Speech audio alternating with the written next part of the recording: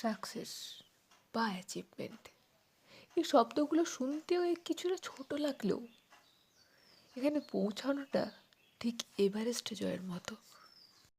আমরা সফল মানুষের কাছে তাদের ব্যর্থতার গল্প শুনি, কিন্তু খুঁজে দেখি না তাদের সফলতার পেছনে তাদের হার্ড ওয়ার্কগুলো।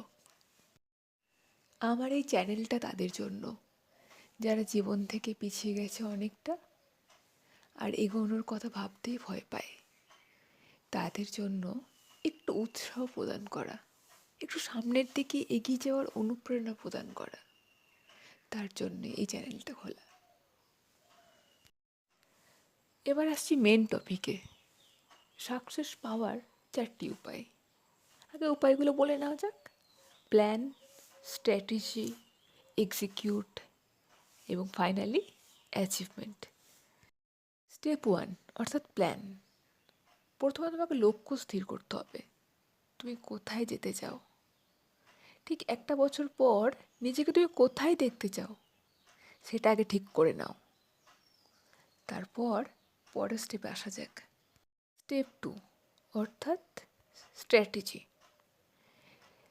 তোমাকে প্রথমে পরিকল্পনা ঠিক করতে হবে, তুমি কিভাবে, কোন পথে এগোবে। সবার প্রথমেই বলবো, স্মার্ট ওয়ে তোমাকে খুঁজে বের করতে হবে। কাজ করতে পারো, হার্ড ওয়ার্ক করতে পারো, কিন্তু স্মার্ট ওয়ার্কটা সব থেকে জরুরি। স্টেপ 3 অর্থাৎ এক্সিকিউট।